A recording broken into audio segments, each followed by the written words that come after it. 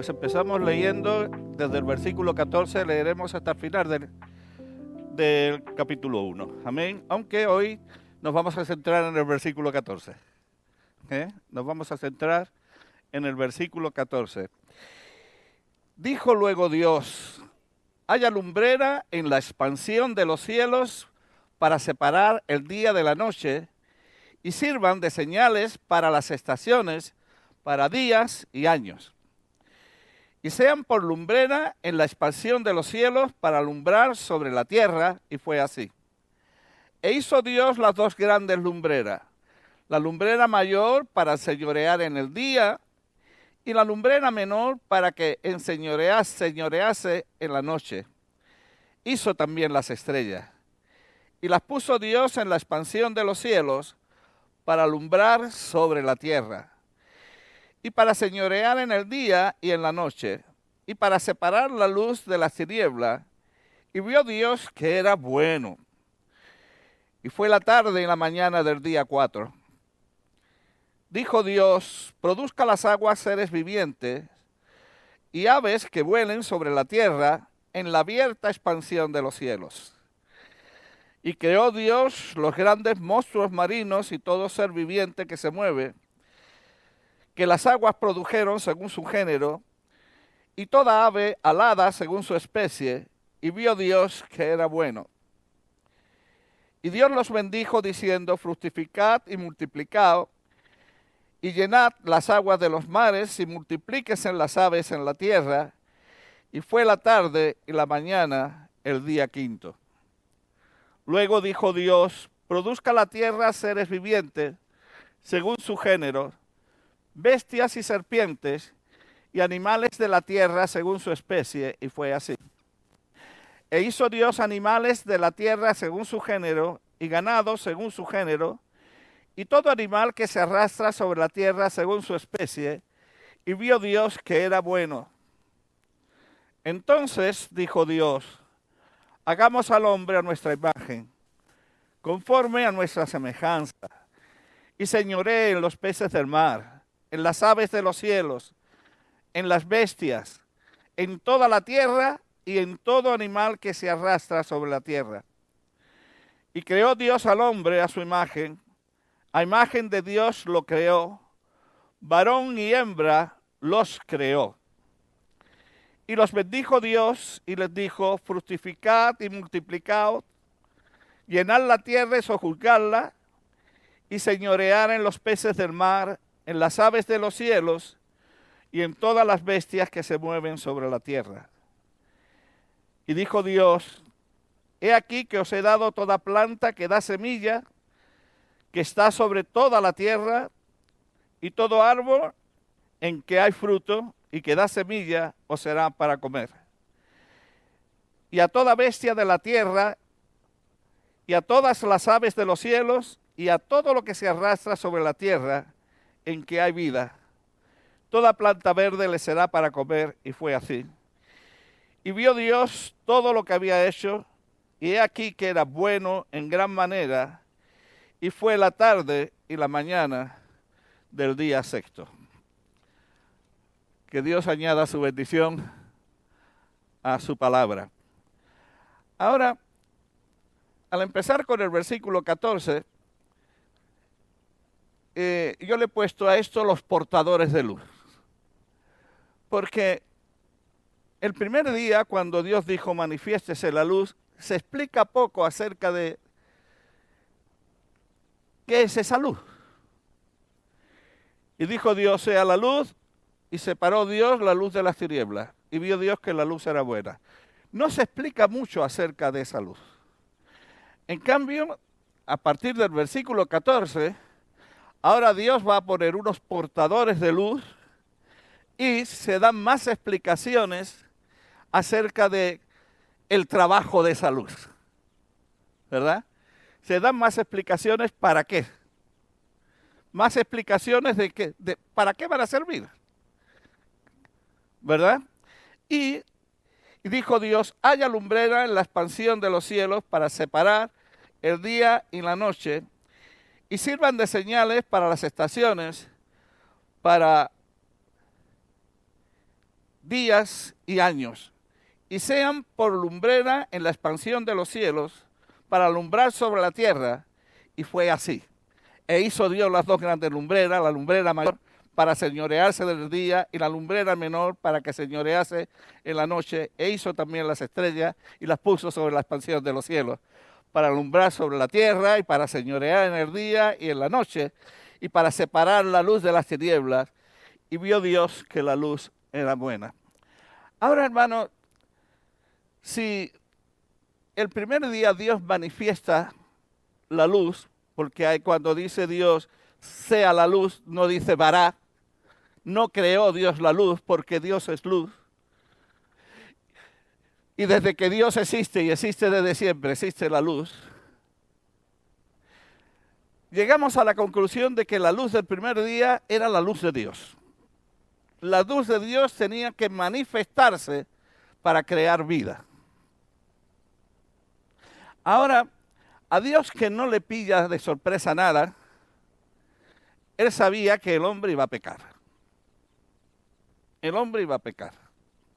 Por eso el Cordero de Dios estaba preparado desde antes de la fundación del mundo.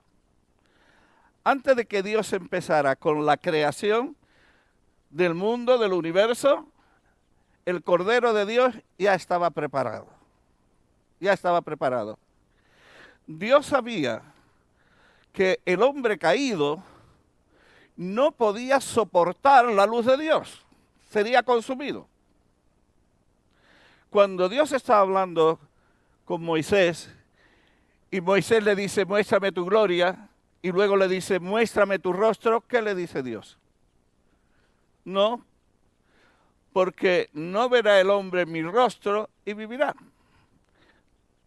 El hombre en pecado no puede recibir toda la manifestación de la luz de Dios, que es la consecuencia que nace de toda la vida santa de Dios.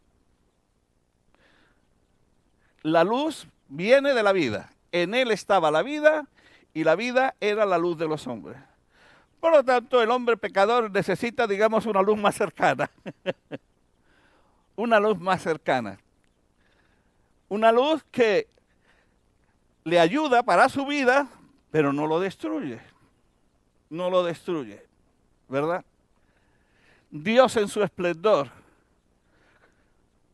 consume al hombre pecador. Por eso necesitamos una luz, digamos, más cercana. Moisés le pregunta a Dios, y cuando tu pueblo me diga, ¿y quién te envía? O Faraón me pregunte, ¿quién te envía? ¿Qué le digo? Yo soy. Yo soy. El yo soy, en su esplendor, es demasiado grande. Ahora, este Dios que es tan grande se hace hombre. Y va a ir a la cruz. Y está en el Getsemaní cuando vienen a prenderle para llevarle primero a Anás, Caifás, luego a Pilatos y al final al Gólgota. Y cuando preguntan quién es, ¿acordáis que Jesús dice, yo soy? ¿Qué ocurre? Se cayeron de espaldas. Y eso, digamos, que lo dijo de una forma contenida. Contenida. Me encanta cuando se quedan solos en la barca los discípulos y Jesús se acerca. Y creo que es Pedro quien le dice, si eres tú, y Jesús le responde, yo soy, no temas. Yo soy, es el mismo yo soy que ha creado los cielos y la tierra. Pero ahora, este yo soy no viene en todo su esplendor, de tal manera que dicen las Escrituras, que vino como en semejanza de carne de pecado. Era el único Dios que existe, pero se puede acercar al hombre sin destruirlo, al hombre pecador. Ahora, me gusta pensar en la tipología bíblica, en los tipos que hay de Jesús. Uno de los tipos es el sol. En Malaquías, capítulo 4, versículo 2.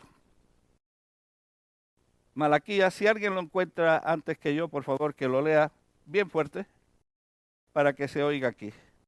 Malaquías, capítulo 4, versículo 2 dice: mas a vosotros los que teméis mi nombre, nacerá el sol de justicia, y en sus alas traerá salvación. Está claro de qué habla, ¿verdad?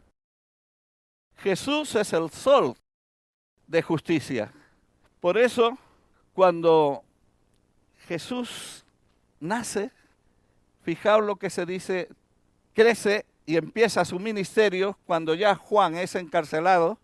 En Mateo capítulo 4, el versículo 16 dice: el pueblo asentado en tinieblas vio gran luz, y a los asentados en región de la sombra de muerte, luz le resplandeció. Eso está también en Isaías capítulo 9, versículo 2. En la tipología bíblica podemos decir que Jesús es el sol de justicia. Amén, lo dicen las Escrituras. Ahora, si Jesús es el sol de justicia, ¿la luna qué puede representar? Porque la luna no tiene luz propia. La luna lo que hace es que refleja la luz del sol. Y en tipología, ¿qué puede representar la luna?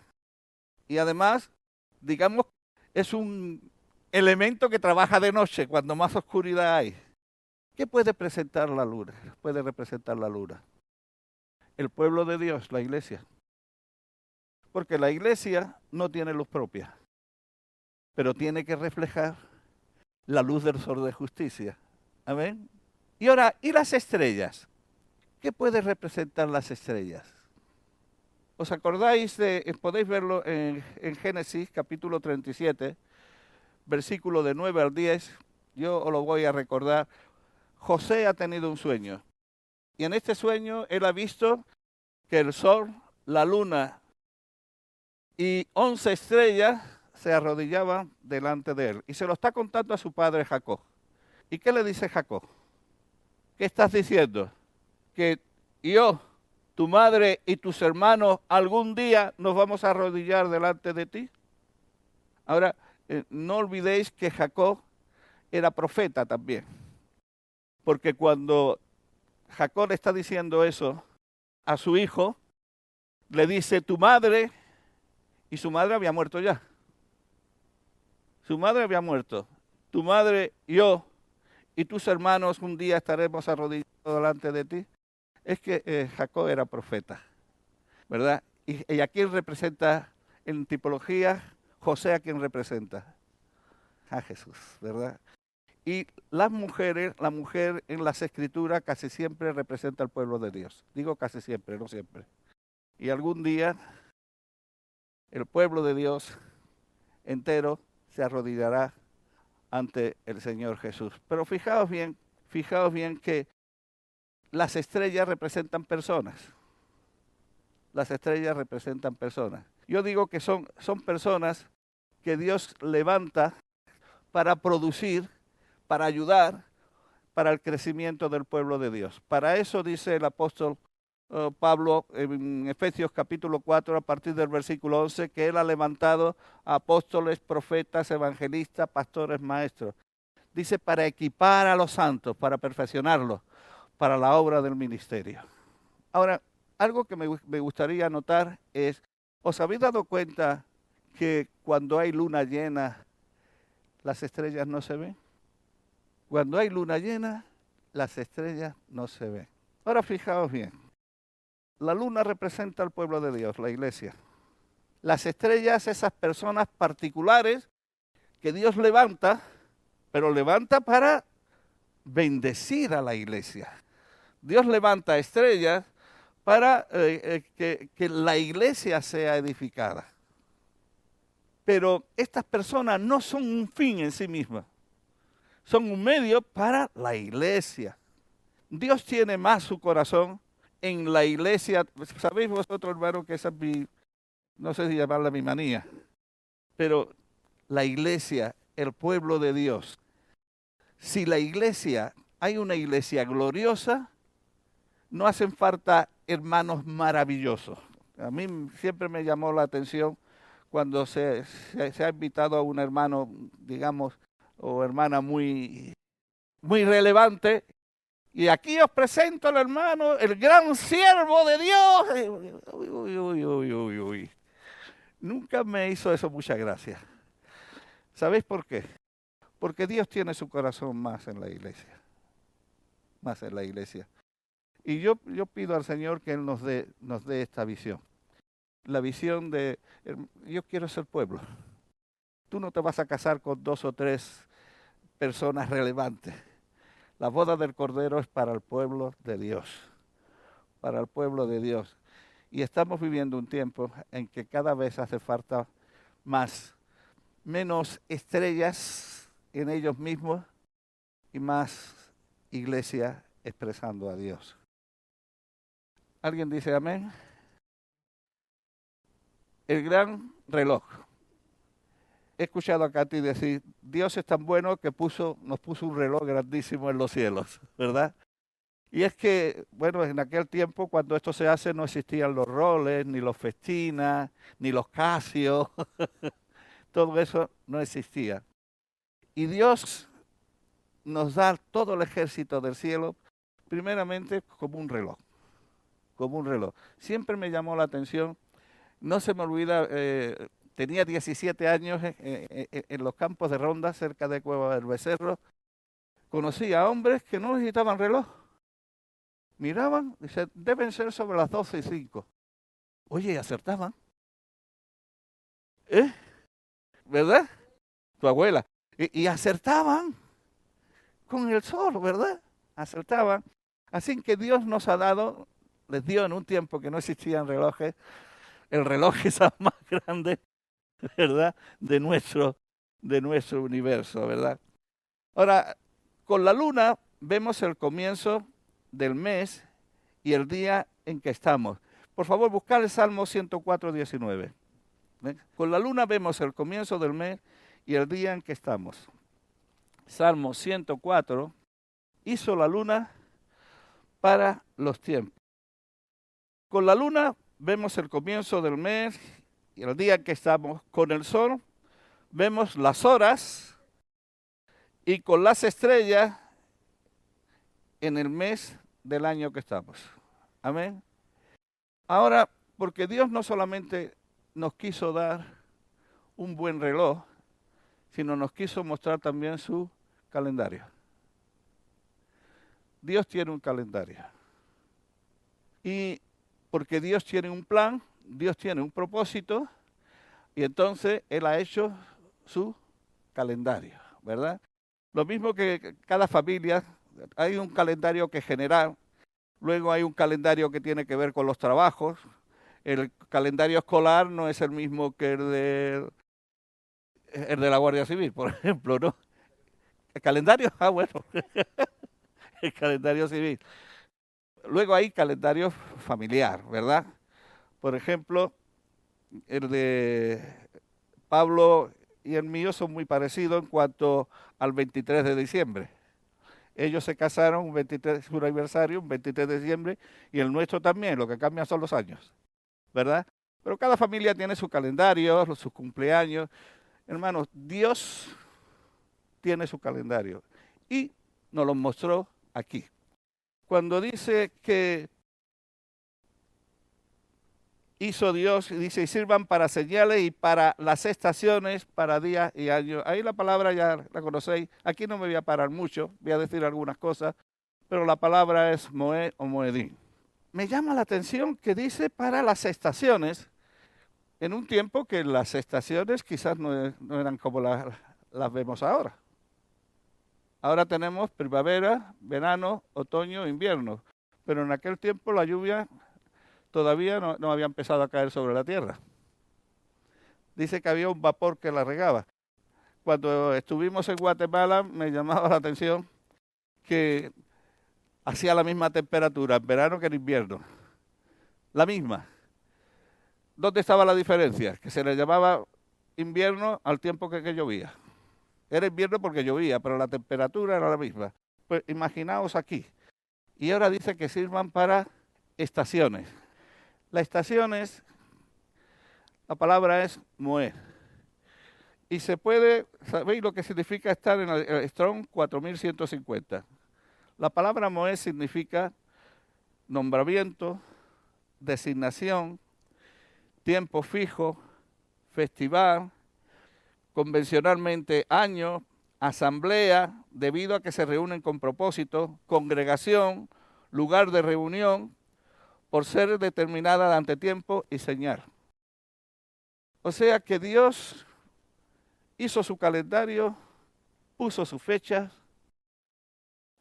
que sirven como señal y como cita para con su pueblo, ¿verdad? Y creo que la conocemos. O sea, son lo que llamamos los Moedim o las fiestas de Dios. Dios, repito, tiene su calendario y ha puesto, yo le llamo 8 fiestas, porque empiezo con el día de reposo. Luego tenemos Pascua, luego tenemos panes sin levadura, en medio de panes sin levadura, primicias, tenemos Pentecostés, tenemos trompeta, tenemos Yom Kippur, o perdón, y tenemos tabernáculo. Y Dios nos ha dado fechas para eso. Amén.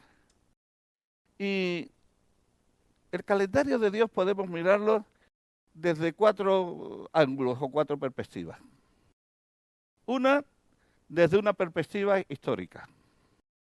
2, desde una perspectiva profética. 3, desde una perspectiva mesiánica. Y 4, desde una perspectiva espiritual. Ahora, 5 minutos. En 5 minutos voy a decir algo de estas 4 perspectivas. Desde la perspectiva histórica, es la historia de la redención, santificación, transformación, conformación, glorificación y edificación en un solo pueblo o un solo hombre. Y los elementos utilizados por Dios para conseguirlo. Esto es desde una perspectiva histórica. ¿Para qué sirven las fiestas de Dios? Voy a volver a leerlo. Y si alguien quiere ir buscando Primera de Pedro, capítulo 1, versículos 10 al 12, mientras yo sigo leyendo esto. Desde una perspectiva histórica, es la historia de la redención, santificación, transformación, conformación, glorificación y edificación en un solo pueblo, en un solo hombre, y los elementos utilizados por Dios para conseguirlo. Todo eso se encuentra en las 7 fiestas. Vamos a hablar de las 7. Dejaremos el día de reposo para un poco más adelante. Esto es desde una perspectiva histórica. ¿Alguien quiere leer el texto de Primera de Pedro 1, 10 al 12? Los profetas que profetizaron de la gracia destinada a vosotros, inquirieron y diligentemente indagaron acerca de esta salvación, escudriñando qué persona y qué tiempo indicaba el Espíritu de Cristo que estaba en ellos, el cual anunciaba de antemano los sufrimientos de Cristo, y las glorias que vendrían tras ellos. A estos se les reveló que no para sí mismos, sino para nosotros, administraban las cosas que ahora os son anunciadas por los que os han predicado el Evangelio por el Espíritu Santo enviado del cielo, cosas en las cuales anhelan mirar los ángeles. Amén. Esto es desde una perspectiva histórica, a los tiempos. Desde una perspectiva profética, Dios anuncia con exactitud todos los acontecimientos que van a ocurrir, cómo y dónde. Esto desde una perspectiva profética. Por ejemplo, Amós 3:7, ¿alguien lo quiere buscar? Mientras yo busco Isaías 46, 9 al 10. ¿Y tú quieres buscar Colosenses 2, 16 y 17? Porque no hará nada Jehová el Señor, sin que revele su secreto a sus siervos los profetas. Amén. Y fijaos, Isaías 46, versículos 9 y 10. Yo estos textos los amo. Acordaos de las cosas pasadas desde los tiempos antiguos, porque yo soy Dios y no hay otro Dios, y nada hay semejante a mí. Que anuncio lo por venir desde el principio y desde la antigüedad lo que aún no era hecho, que digo, mi consejo permanecerá y haré todo lo que quiero. O sea, que anuncio desde antes de ser hecho, ¿verdad? Desde la antigüedad. Anuncio aquello que todavía no ha sido hecho. Y Colosenses. Por tanto, nadie os juzgue en comida o en bebida, o en cuanto a días de fiesta, luna nueva o días de reposo, todo lo cual es sombra de lo que ha de venir, pero el cuerpo es de Cristo. Amén. Así que nadie os juzgue, ni por comida, ni bebida, ni fiestas, días de fiesta o días de reposo. Porque es sombra de lo que ha de venir. No solamente de algunas cosas que ya vinieron, cuando escribió eso el apóstol Pablo, sino de las cosas que aún ha de venir. Otro de los ángulos que lo podemos ver es desde el punto de vista mesiánico. Mirad, Jesús nació en tabernáculo, murió en Pascua, para llevar y quitar de en medio el pecado, panes sin levadura. Resucitó en primicia, mandó el Espíritu Santo y puso la Torá en nuestros corazones, el nuevo pacto, en Pentecostés. Regresará en trompeta, purificará a su pueblo en Yom Kippur. ¿Acordáis lo que se dijo lo que dijo Juan el Bautista, no?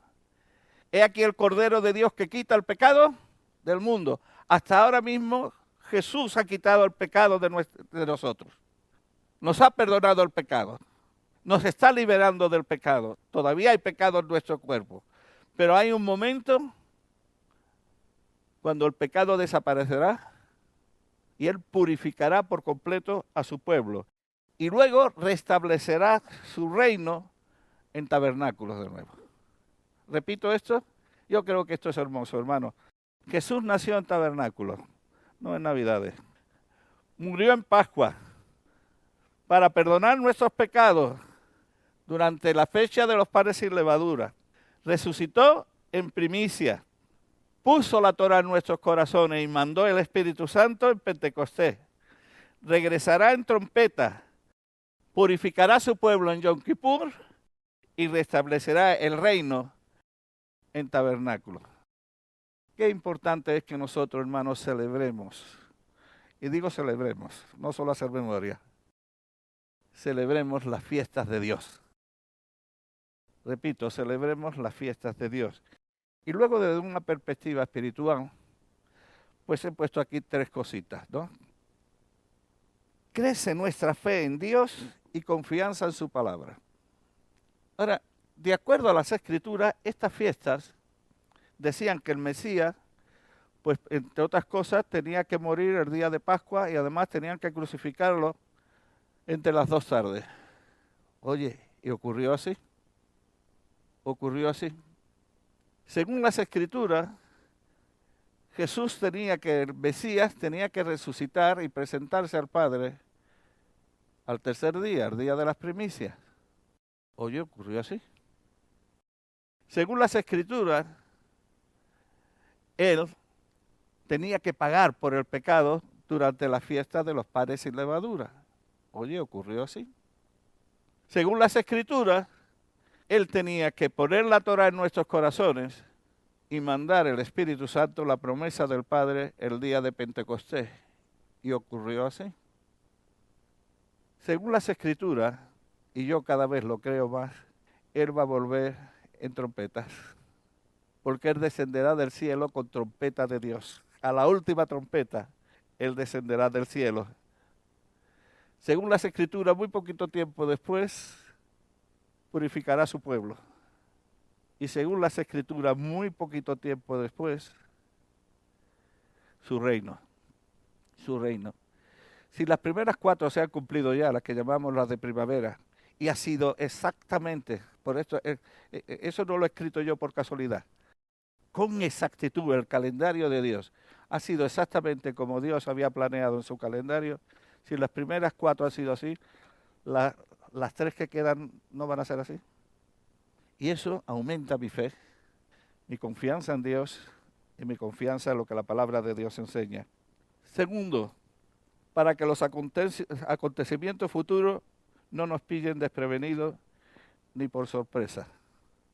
Ya conocemos Primera de Tesalonicenses, porque no quiero que ignoréis acerca de los que duermen, para que no os entristezcáis como los que no tienen esperanza. Porque este mismo Jesús, con voz de mando, con trompeta de Dios, con voz de arcángel, descenderá primero. Y luego dice, en el capítulo 5 ya de la primera de Tesalonicenses, de que cuando estén desprevenidos, vendrá ¿qué? Y destrucción sobre ellos. Dice, pero vosotros no estáis en tiniebla para que estas cosas ocurran. Las cosas, hermanos, que ya los estamos viendo, que están a la puerta, están tan cerquita. Dios nos los está avisando. Nos lo dice. Y si vosotros no estáis en tiniebla para que os pille desprevenidos, no estamos en tiniebla. No estamos en tiniebla. Y luego, esto sirve para ser purificados por medio de esta magnífica esperanza. Lo que tenemos esta esperanza de la venida de Jesús, dice que somos, en esta esperanza, dice la primera de Juan 3 del 1 al 3, podéis leerlo en casa, somos purificados. Amén.